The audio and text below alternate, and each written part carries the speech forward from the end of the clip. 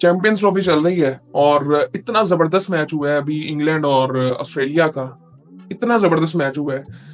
मैं मेरी जो फीलिंग थी पहले जब इंग्लैंड ने बैटिंग खत्म की और उसके बाद फिर जब ऑस्ट्रेलिया ने बैटिंग की, मतलब कहीं पे दोनों टीमों ने, मतलब ऐसा कुछ लगा ही नहीं कि दोनों टीमें कहीं पे भी पैनिक की हैं। इवन जब इंग्लैंड बॉलिंग भी कर रहा था, एक तो पिच मैं कहूंगा कि पिच में कुछ इतना खास था नहीं, काफी की पिच है, हम सबको पता है कि अच्छे रन किए जा सकते हैं, बट इसमें ना कुछ चीजें देखने वाली थी। सिर्फ ये बात नहीं थी कि मतलब जब प्लेइंग 11 अनाउंस की हुई थी और मैंने देखी जब, तो ऐसे लगा कि यार दोनों टीमों ने चार बॉलर्स खिलाए हैं। कंप्लीट मतलब बॉलिंग लाइनअप है ही नहीं। सो आई थिंक वो दोनों तरफ से ऐसे लग रहा था कि कहीं पे भी मैच जा सकता है, लेकिन इंग्लैंड के चांसेस ज्यादा लग रहे थे क्योंकि आर्चर था उनके पास, मार्क वुड था। बट जितने जितनी उनकी पेस थी उतनी जोर से उनको छक्के पड़े हैं। सो आई थिंक क्या जबरदस्त मैच हुआ है, बहुत जबरदस्त मैच हुआ है। और आई थिंक ऑस्ट्रेलिया ने जब चेज वो जिस तरह उन्होंने किया है, वो कहीं पे पैनिक ही नहीं है। उनके मेन बैट्समैन आउट हो गया था, स्मिथ अभी आउट हो गया था, ये दो बैट्समैन उनके आउट हो गए थे और वो फिर भी कहीं पे पैनिक किए ही नहीं। और मैं जो आज इंप्रेस हुआ हूँ, इंग्लिश को तो मैंने पहले भी देखा है ऐसे। मैथ्यू शॉर्ट ने जो शुरू में इनिंग खेली है ना, वो 50-60 रन जो उसने बनाए हैं, मुझे यकीन करें उसे उम्मीद नहीं थी कि वो ऐसी इनिंग खेलेगा। मुझे था कि वो उसी तरह से, ये जिस तरह वो जेक फ्रेजर मैकगर्क है कि आगे बस मारेंगे वरना आउट हो जाएंगे। वरना उसने आई थिंक मेरे ख्याल से जिस तरह से वो खेल रहा था बड़ी सेंसिबली, बड़ी जबरदस्त उसने इनिंग खेली है। पहले स्कोर कार्ड देखते हैं फिर इसके बारे में डिटेल में बात करते हैं। ऑस्ट्रेलिया ने टॉस जीता और फील्डिंग का फैसला किया।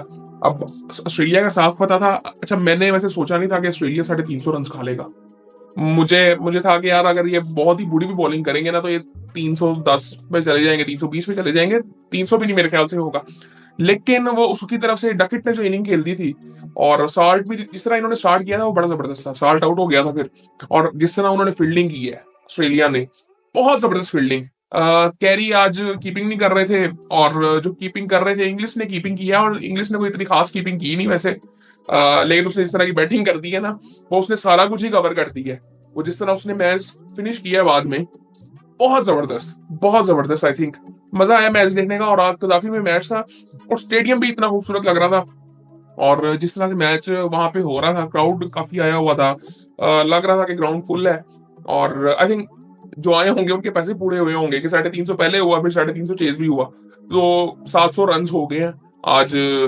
दो टीमों ने कर दी हैं। और आई थिंक बिल्कुल जबरदस्त किस्म का, बॉलर का कोई चांस ही नहीं था। जिस तरह से वुड को और आर्चर को मार पड़ी है ना, मैं वैसे ही हैरान हुआ मैं तो। और ऐसे लगा भी नहीं कि उन्होंने बॉलिंग अच्छी की है। मुझे बिल्कुल ऐसे लगा कि जब ऑस्ट्रेलिया बॉलिंग कर रहा था ना, मुझे लग रहा था कि शायद इनके बॉलर्स ना बड़े हल्के हैं यार, ये जो खेल रहे हैं। मैंने इनको मतलब इनमें से कुछ को मतलब नाम सुने होंगे, लेकिन मैंने इनको देखा नहीं हुआ खेलते हुए। तो मुझे था कि यार ये हल्के बॉलर हैं। जैम्पा ने अच्छी बॉलिंग की थी। फिर जब इंग्लैंड ने बॉलिंग शुरू की ना, तो वो जिस तरह बॉलिंग करते हैं तो ऐसे लग रहा था कि वो गंदी बॉलिंग कर रहे हैं। सो खैर, इंग्लैंड ने पहले बैटिंग की, सॉल्ट ने 10 रन बनाए, बेन डकिट ने 165 रन बनाए। 165 रन, मतलब मैं ना एक बात हमेशा करता हूँ, हम 100 करते हैं ना तो हम खत्म हो जाते हैं। हमारे इस रीजन में कोई 100 करता है, वो ड्रेन हो चुका होता है, थक चुका होता है फुल। और उसके अंदर अब ताकत उसके बाद होती नहीं है कि वो 100 से आगे जाए। ये फिटनेस लेवल हमारे हैं। और ये 100 के बाद इनकी प्लानिंग वो नॉर्मली वो लेके चल रहे होते हैं। ये गोरे जितने भी वो 165 उसने किया है, वो लंबी इनिंग उसकी हो गई। सॉल्ट ने ऊपर से कुछ नहीं किया। जिमी स्मिथ आज वन डाउन आया था, ये नीचे पहले खेलता रहा था, इसको मैंने देखा हुआ है। ओवरऑल अच्छा लगता है, बट अभी इसके अर्ली मैचेस है, मेरे से 6-7 मैचेस खेला हुआ है अभी। और आज जो ऊपर आया था बटलर नीचे खेल रहा था, और वो भी जल्दी आउट हो गया है। फिर जो रूट आया, जो रूट के साथ पार्टनरशिप लगी थी डकिट की, जो रूट ने भी आई थिंक वो जिस तरह ये दोनों लेके चल रहे थे, बहुत जबरदस्त। और इसी तरह सेम कहीं पे ना इंग्लैंड का लगा 6 से नीचे उनका रन रेट आया, ना ऑस्ट्रेलिया का लगा कि वो बिल्कुल साथ साथ चल रहे थे कि जिस तरह इंग्लैंड लेके चल रहा था वो भी लेके चलते रहे हैं। और एंड में फिर जिस तरह से उन्होंने फिनिश की है, जबरदस्त था, बहुत जबरदस्त था। कहीं पे पैनिक नहीं हुए। पहले जब वो बैटिंग कर रहे थे वो भी कहीं पे नहीं हुए, और जब ये चेस करने आए तो कोई मतलब पता ही नहीं था कि वो 350 चेस कर रहे हैं। वरना बहुत आई थिंक क्राउड ने बहुत एंजॉय किया होगा वहां पे, और हमने टीवी पे तो किया ही। और उसके बाद अगर देखें तो हैरी ब्रूक, यार ये इसके ऊपर अब सीरियस आई थिंक हो गया इसके साथ भी कि इसकी फॉर्म को इतनी खास चल नहीं रही है। और फिर वो आउट हो गया था। जैम्पा ने उसको आउट किया। जैम्पा ने उस टाइम पे 2 आउट किए थे आई थिंक, और अच्छी बॉलिंग की है ओवरऑल उसने। उसके बाद बटलर ने नीचे से आके 23 किए 21 बॉलों में। फिर लिविंगस्टन ने 14 रन बनाए। फिर आर्चर ने नीचे से आके 21 रन बनाए। सो किसी तरह ये आखिरी 2 ओवरों में ना 25-30 रन हुए। शुरू में आई थिंक 41 ओवरों में 40 ओवरों में इनका तकरीबन था 270-75 था। उसके बाद ऑस्ट्रेलिया ने काफी हद तक खींच लिया था मैच। बॉलर तो उनके पास थे नहीं, लेकिन वो भी स्पिनर लगाए हुए थे। तो उसने, क्या नाम है उसका, मार्नस ने, उसने 2 आउट कर दिए वहां पे। और उसने एक बड़ा जबरदस्त कैच पकड़ा था उसका, मेरे ख्याल से किसका पकड़ा था पता नहीं, बटलर का पकड़ा था, किसका पकड़ा था। एक उसने बड़ा जबरदस्त कैच पकड़ा था, कार्स का था मेरे ख्याल से, ब्राइटन कार्स का। उसने बड़ा जबरदस्त कैच पकड़ा। फिर उसके बाद जब वो 2 आउट हुए ना, तो ऐसे लगा कि यार ये ना बस 330 तक बस रहेंगे, इससे ज्यादा नहीं जाएंगे। लेकिन फिर आर्चर ने 2 छक्के लगाए, बाउंड्रीज लगाई उसने कुछ, और वो 21 रन की बदौलत 351 रन बना लिए इंग्लैंड ने। 8 आउट हुए थे उनके। और अगर विकेटों की बात करें तो फॉल ऑफ विकेट, पहली विकेट 13 पे, दूसरी 43 पे, तीसरी 201 पे, वहां पे पार्टनरशिप लगी थी, वो बड़ी जबरदस्त पार्टनरशिप थी। और बड़ा जबरदस्त मजा आ रहा था देखने का इनको। फिर 219 पे, फिर 280 पे, फिर 316 पे, फिर 322 पे, फिर 338 पे। तो इस तरह वो लेके चले। उसके बाद अगर देखें ऑस्ट्रेलिया की बॉलिंग, अगर बॉलिंग देखें तो स्पेंसर जॉनसन ने 7 ओवरों में 54 रन देके कोई आउट नहीं किया। हालांकि मुझे इससे उम्मीद थी कि यार ये अच्छी बॉलिंग करेगा, बट इतना डिसेंट ही था। विकेट में भी कोई इतना खास था नहीं कुछ। बेन और बेन और शियस, पता नहीं क्या नाम है इसका, तो इसने 10 ओवरों में 66 रन देके 3 आउट किए हैं। लेकिन मैं वही बात करूंगा कि इस मैच में ज्यादातर ऐसे था कि मतलब विकेटें ली नहीं गई, मतलब बॉलिंग ऐसे किसी ने लगा नहीं कि बहुत अच्छी की होगी। इवन आप स्पिनर्स की अगर बात करें तो जैपा ने अच्छी की बॉलिंग, आदिल ने भी अच्छी की बॉलिंग। बट ओवरऑल अगर देखें तो ऐसा कुछ था नहीं, मतलब आप कह सकते हैं कि बॉलर्स के लिए कुछ इतना खास था नहीं। बट फिर भी आई थिंक 350 रन मेरे ख्याल से ज्यादा हो गए थे ऑस्ट्रेलिया को देखते हुए। और यहाँ पे ना हमें कुछ चीजें सीखनी है, जो मैं पहले कई दफा बात कर चुका हूँ, कि हम अभी ये पिछली कुछ वीडियोस में बात कर रहे थे कि यार टूर्नामेंट जीतने के लिए बेस्ट टीम होना जरूरी नहीं है, सही टीम होना जरूरी है, कॉम्बिनेशन का अच्छा होना जरूरी है, बैलेंस का होना जरूरी है। अब वो यहाँ पे नजर आता है। और अभी मैं आपको एक चीज बताऊं कि जहां पे ऑस्ट्रेलिया अभी चेस कर रहा था, अभी नीचे इसके 2 ऑलराउंडर्स थे, जो कि बॉलर्स, मतलब जिन्होंने बॉलिंग की थी, वो ऑलराउंडर्स है, वो बैटिंग कर लेते हैं पूरी। मैंने स्पेशली जाके आज उन दोनों को देखा है, वो बैटिंग को पूरी कर लेते हैं। उनके 4-4 हजार रन है T20 में। सो खैर उसके बाद अगर देखें तो नेथन एलिस ने 10 ओवरों में 51 रन, ग्लेन मैक्सवेल ने 7 ओवरों में 58 रन, एक आउट उसने कर दिया था। आदम जेम्पा ने 10 ओवरों में 64 रन, 2 आउट किए थे। और जेम्पा फिर भी डिसेंट था, अच्छी बॉलिंग कर रहा था। और मार्नस लबुशेन ने 2 आउट कर दिए थे 5 ओवरों में, बट 41 रन उसने भी खाए। सो इस तरह खैर ये ऑस्ट्रेलिया की बॉलिंग थी। लेकिन जब इंग्लैंड ने फिर बॉलिंग की, अब वो उनका पता चल रहा था कि वो गंदी बॉलिंग कर रहे हैं। जिस तरह आर्चर बॉलिंग कर रहा था, उसकी लेंथ, अजीब सी लेंथ थी उसकी। वो इंग्लिश ने उसको पुठी पुठी शॉट्स उसको मार के छक्के मार दिए। इतनी जबरदस्त उसने बैटिंग की है। यहाँ पे अगर हम ऑस्ट्रेलिया की बैटिंग देखें तो ऑस्ट्रेलिया की अगर बैटिंग देखें तो मैथ्यू शॉट और ट्रेविस हेड ने ओपन किया। ट्रेविस हेड जल्दी आउट हो गया था। मैथ्यू शॉट ने 63 रन बनाए 66 बॉलों में, और 9 चौके 1 छक्का लगाया। 95 का स्ट्राइक रेट था। स्टीव स्मिथ भी जल्दी आउट हो गया था। अब ये दो जब आउट हुए ना, तो उस वक्त लगा कि यार अब मुश्किल हो जाएगा। बट उसके बाद फिर मार्नस के साथ एक पार्टनरशिप लगती है, वो भी 47 करता है। वो भी बड़ा अनफॉर्चुनेट आउट होता है वो। और फिर उसके बाद इंग्लिश आता है। और इंग्लिश ने फिर क्या खेला, इंग्लिश और जो कैरी की पार्टनरशिप लगी ना, बहुत जबरदस्त पार्टनरशिप लगी। और दोनों ने क्या, मतलब आई थिंक बहुत जबरदस्त इनिंग्स थी, दोनों दोनों की बड़ी जबरदस्त इनिंग्स थी। और वो बड़ी जबरदस्त तरीके से लेके चल रहे थे। ऐसा नहीं था कि पहले रोकी जा रहे थे, विकेटें गिरी थी, बट उनका रन रेट नीचे नहीं आया।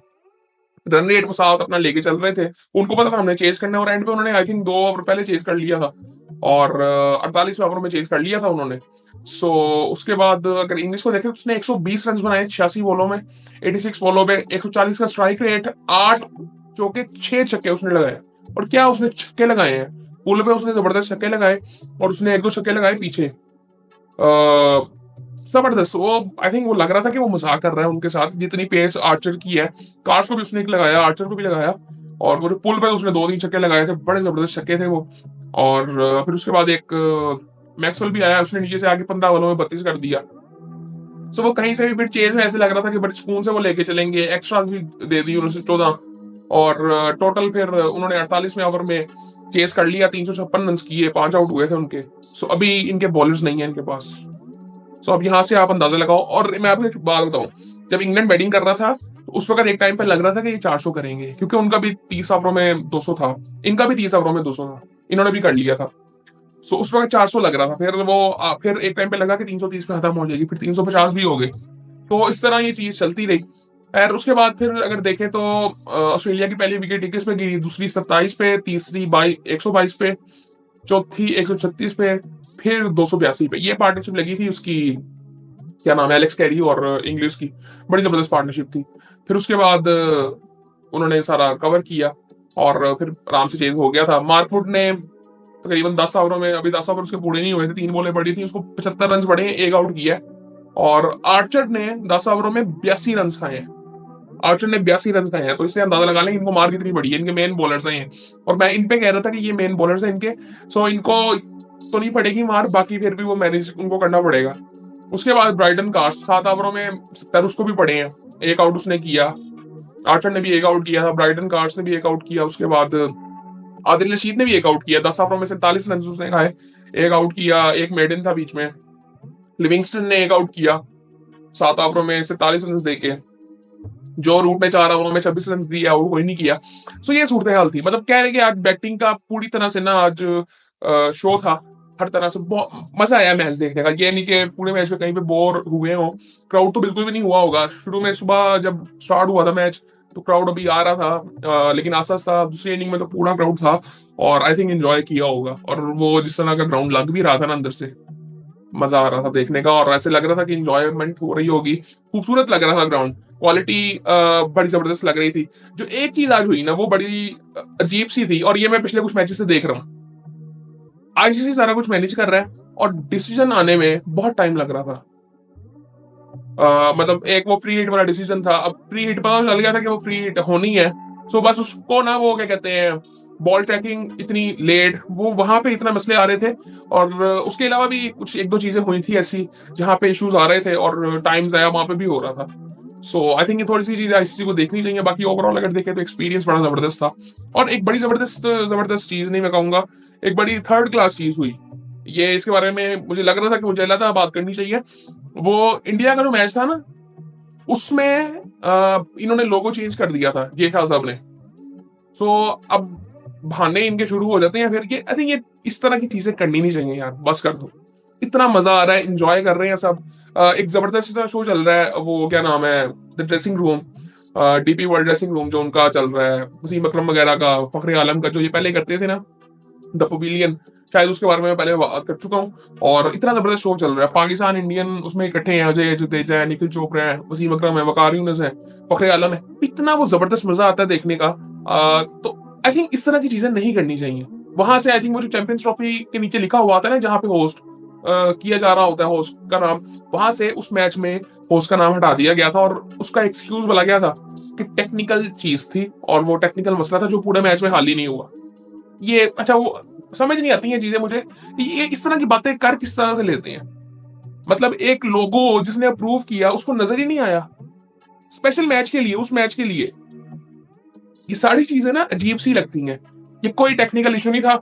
और ये हम सबको पता है, जो आई थिंक थोड़ा बहुत क्या यार, कॉमन सेंस की चीज है ये ऐसे हो ही नहीं सकता।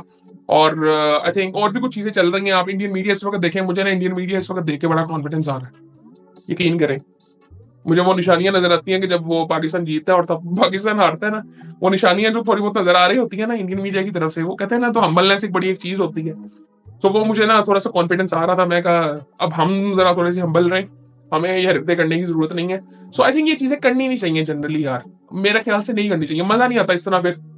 बाकी ओवरऑल अगर देखें तो आज का मैच बहुत अच्छा हुआ है, उम्मीद कर रहे हैं कल का मैच भी बहुत अच्छा होगा। लेकिन मुझे कल लगता नहीं है कि कल ये 350 वाला तो नहीं होगा कि 350 हो भी जाएगा तो 350 चेज भी हो जाएगा। कल ऐसा नहीं होगा। 350 अगर किसी टीम ने, पहली टीम ने कर दिया तो वो चेज नहीं होगा।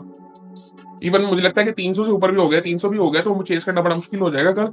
सो आई थिंक थोड़ा सा ध्यान से जरा देखना पड़ेगा।